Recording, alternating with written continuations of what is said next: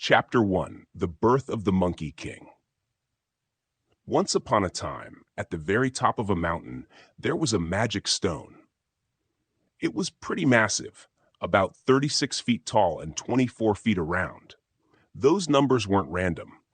36 feet matched up with the 365 degrees of the heavens, and 24 feet was all about the 24 divisions of the solar calendar. On top, it had 9 holes and 8 openings, representing the 9 palaces and 8 trigrams. There weren't any trees nearby, but some magic fungus and orchids clung to its sides. Since the dawn of time, this stone had soaked up the goodness of heaven, earth, the sun, and the moon. Eventually, it developed magical powers. One day, the stone gave birth to a stone egg, about the size of a ball. And just like that, when the wind blew on this egg, it transformed into a stone monkey, fully equipped with senses, limbs, and all. As soon as the stone monkey figured out how to crawl and walk, he bowed to all 4 corners of the world. When his eyes moved, beams of golden light shot towards the Pole Star Palace. This got the attention of none other than the supreme heavenly sage, the Jade Emperor himself. Curious about what was happening, the emperor sent 2 of his officers, Thousand-Mile Eye and Wind-Accompanying Ear, to investigate. When they returned, they reported back, saying, "Your Majesty, we saw that in the land of Owleye, on the mountain of flowers and fruit, a magic stone gave birth to a stone monkey. When this monkey opened his eyes, golden light shot out, but now that he's just hanging out and eating, the light is starting to fade." The Jade Emperor, full of wisdom, replied, "Creatures on earth are born from the essence of heaven and earth.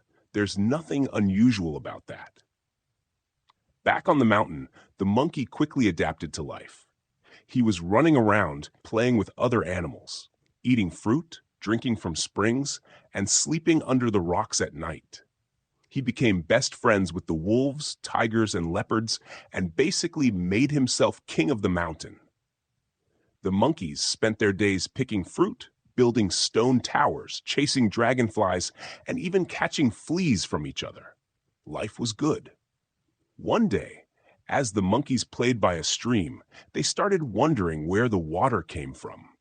"Why don't we follow it upstream and see where it leads?" one monkey suggested. With nothing better to do, they all agreed and headed up the mountain. Eventually, they found the source, a majestic waterfall. It was a breathtaking sight, like a white rainbow, strands of flying snow cascading down from the mountain. Excited by the discovery, one monkey proposed a challenge.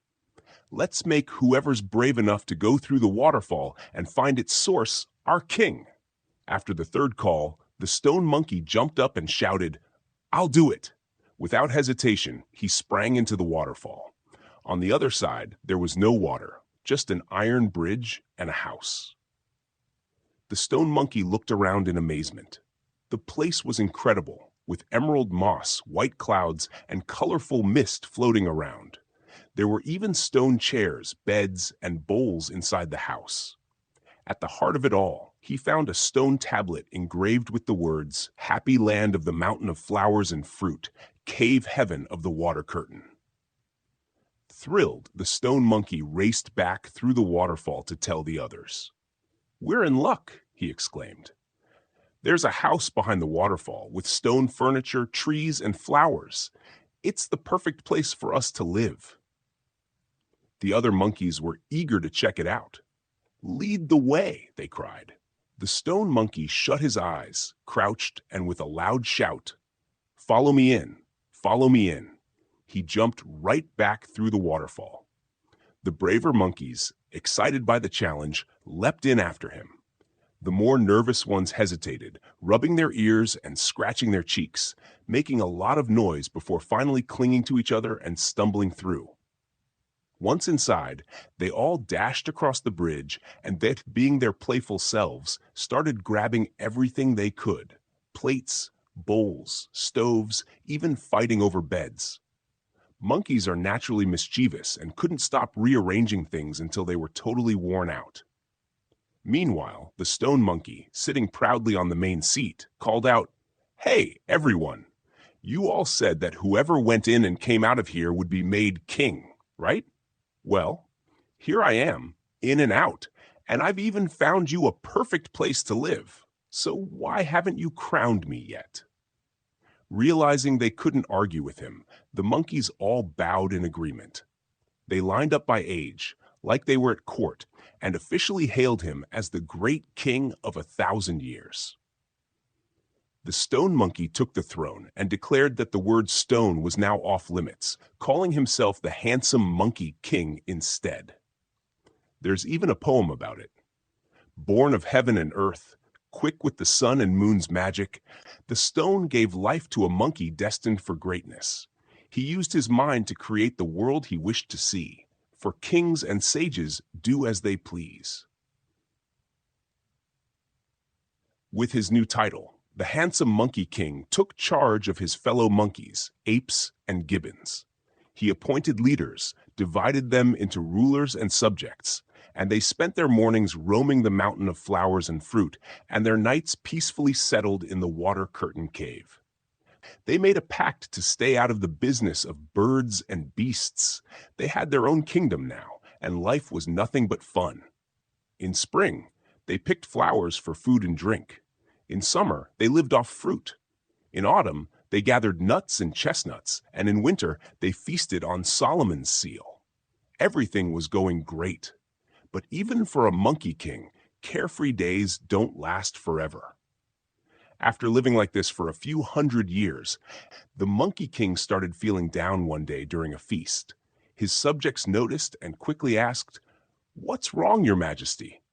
"Even though I'm happy now," he replied, "I'm worried about the future.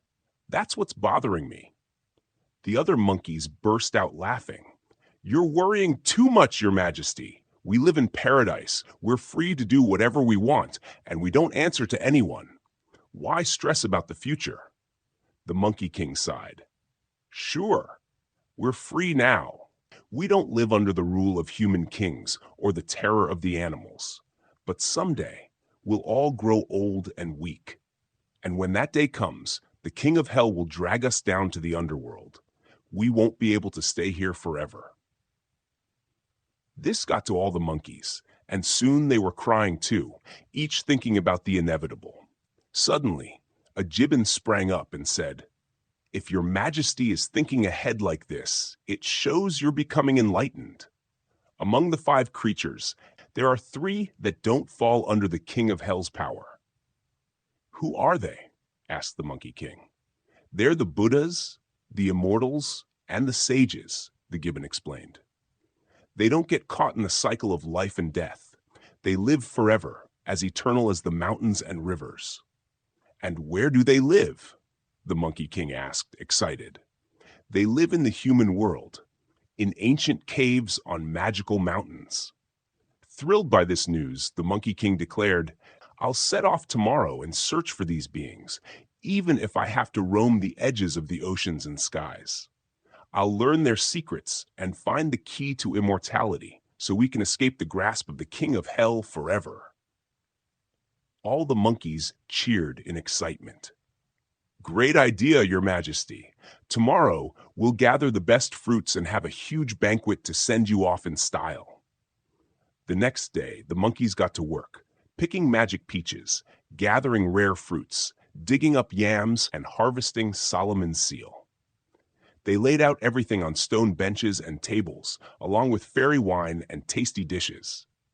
You could see golden pills and pearl pellets, aka sweet winter cherries, alongside bursting red and yellow plums, fresh longans, fiery lychees, and crab apples. There were fragrant peaches, tender apricots, crisp plums, and juicy melons, all arranged in a feast that rivaled anything humans could dream of. The handsome Monkey King took the seat of honor, with his subjects gathered around him, and they drank and feasted all day. The next morning, he woke up early and gave his final order. "Children, build me a raft out of old pines. Find me a bamboo pole and load it up with fruit. It's time for me to go."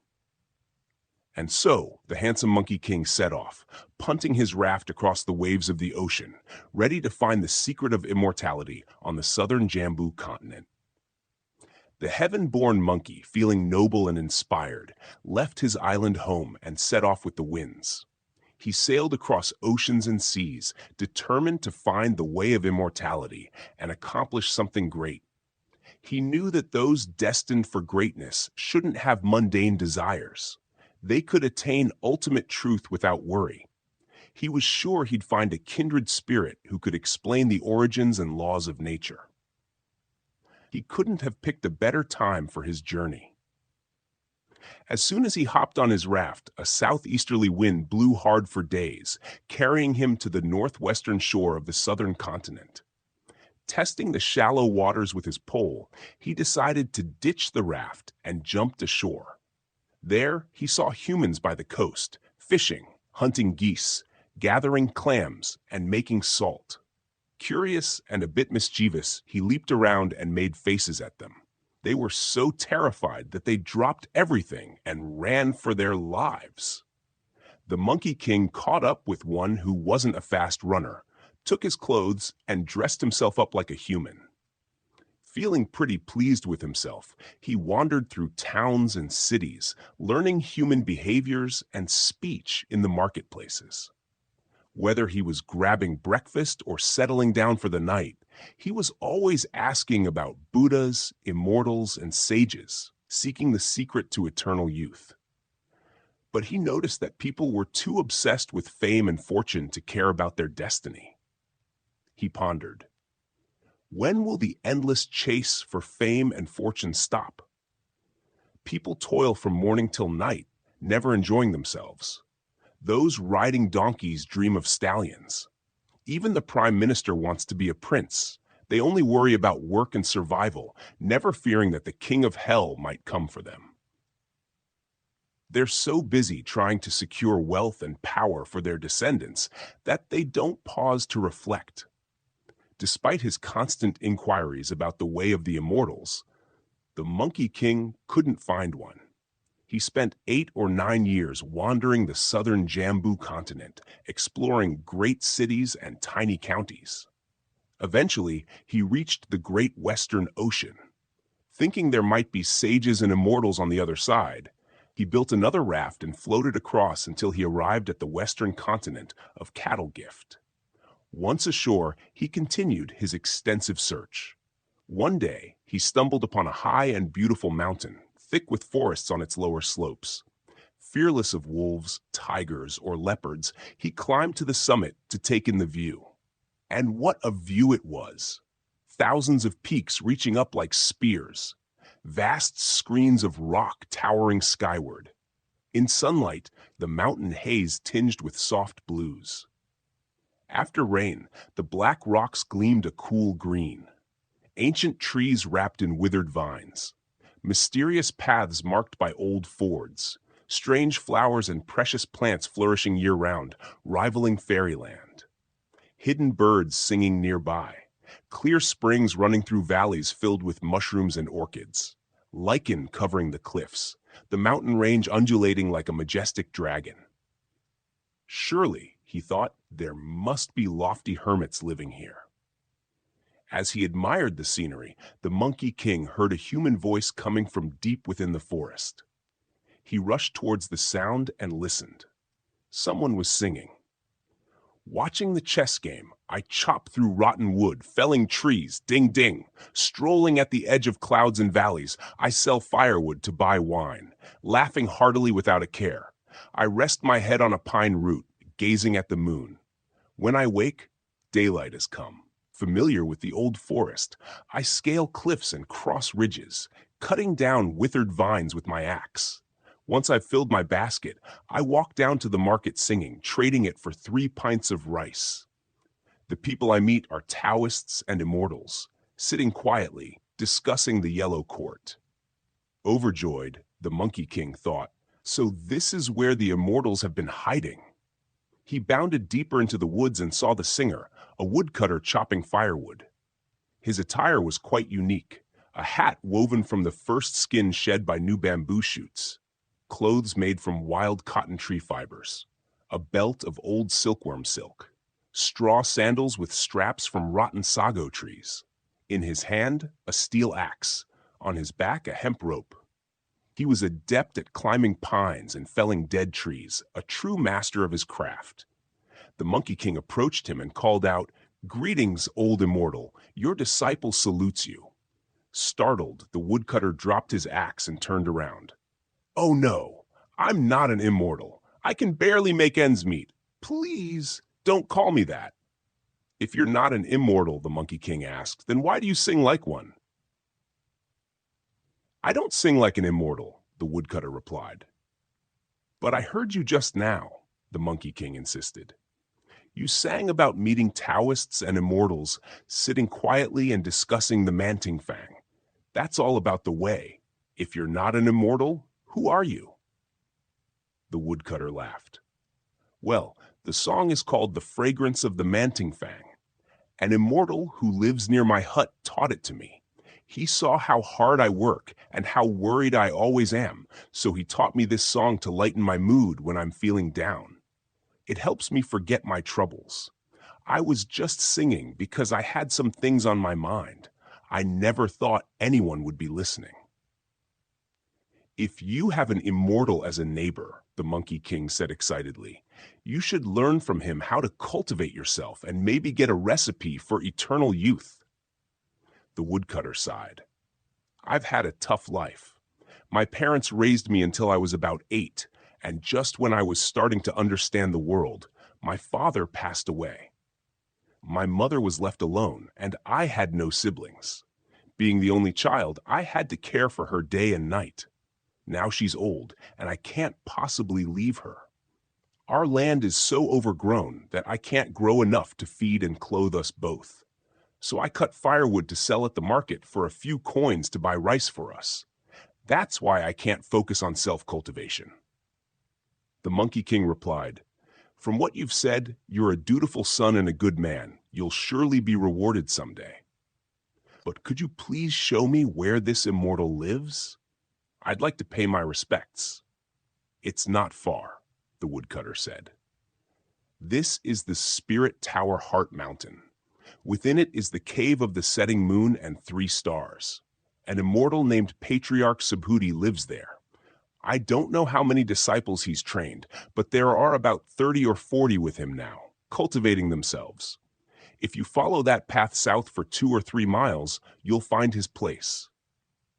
The Monkey King eagerly tugged at the woodcutter. "Please, take me there, brother.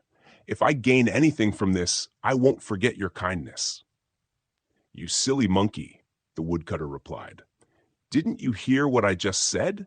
If I go with you, I won't be able to make a living, and who would take care of my poor old mother then? I need to keep working. You go on your own." Realizing he couldn't convince him, the Monkey King bid him farewell. He left the forest, found the path, and followed it up the mountain slope for a couple of miles. Then he saw the cave. Standing tall to get a better look, he thought, "Wow, what a magnificent place." Misty clouds glowing in soft colors, with the sun and moon shining brightly. Towering ancient cypresses stretched up, and lofty bamboos swayed gently. It felt like the mountain itself was pulling rain from the sky. The valley below was a soft, dreamy blue. The entrance was surrounded by vibrant, rare flowers, and the air was filled with the sweet scent of jade flowers. Rocky cliffs with green moss clung to the edges, and patches of blue lichen added to the magical vibe. Cranes called out, and every so often you could catch a glimpse of a phoenix soaring high above. This place was like something out of a dream, paradise in the flesh. But as the Monkey King looked closer, he realized the cave's doors were shut tight. Everything around him was still, and there wasn't a single person in sight. Turning around, he noticed a massive stone tablet at the top of the cliff. It was about 30 feet tall, 8 feet wide, and carved with large letters. Spirit Tower Heart Mountain, Cave of the Setting Moon and the 3 Stars. "The mountain and the cave are real," the Monkey King said to himself, thrilled. But with no one around, he didn't dare knock. Instead, he climbed up a pine tree and started snacking on pine seeds to pass the time. Eventually, the doors creaked open, and out came a boy. There was something extraordinary about him. He didn't look like your average kid. His hair was tied back with silk ribbons, and he wore a flowing robe with sleeves so wide they almost touched the ground. His face and presence were just serene, completely detached from the everyday world. This boy, an immortal child, spotted the Monkey King and shouted, "Who's causing all that noise out here?" The Monkey King quickly climbed down and greeted him with a bow. "Oh, I'm not causing a ruckus, just here to learn about the way and to seek wisdom from the immortal." The boy chuckled. "So, you're here to learn about the way, huh?" "Yes," the Monkey King replied. "Well, our master just got up and started teaching about the origins of the universe. Before he began, he told me to open the door, saying, 'Someone outside wants to cultivate their conduct. Go welcome them.' So I guess that's you." "That's definitely me," the Monkey King grinned. "All right, come on in," the boy said. The Monkey King straightened his clothes and followed the boy deep into the cave. Inside, he was blown away by the sight. Majestic towers of red jade, pearl palaces, and endless serene rooms, all leading to a grand dais made of jasper. Sitting on that dais was the patriarch Subhuti, and below him were 36 minor immortals. The place was like a temple of wisdom and peace. As soon as the Monkey King saw the patriarch, he threw himself to the ground in a deep bow. "Master, master! I am your disciple, and I pay my deepest respects." The patriarch glanced at him and asked, "Where are you from? What's your name and background?" "I'm from the Water Curtain Cave, in Flowers and Fruit Mountain, over in the land of Aulai in the eastern continent of Superior Body," the Monkey King replied. "Throw him out," the patriarch snapped. "He's a liar. Even if he tried to cultivate, he'd never succeed." The Monkey King, panicking, kept bowing and said, "I swear I'm telling the truth. I didn't lie." The patriarch gave him a sharp look. "If that's true, why did you claim to be from the eastern continent? Between here and there are 2 seas and the southern Jambu continent. How on earth did you make it here?" The Monkey King, still bowing furiously, explained, "I crossed seas and mountains, wandered through countless lands for over 10 years until I made it here." "So you got here bit by bit," the patriarch said thoughtfully. "All right then, what's your surname?" "I'm not surly," the Monkey King protested. "If people insult me, I just smile and stay calm. I don't get mad."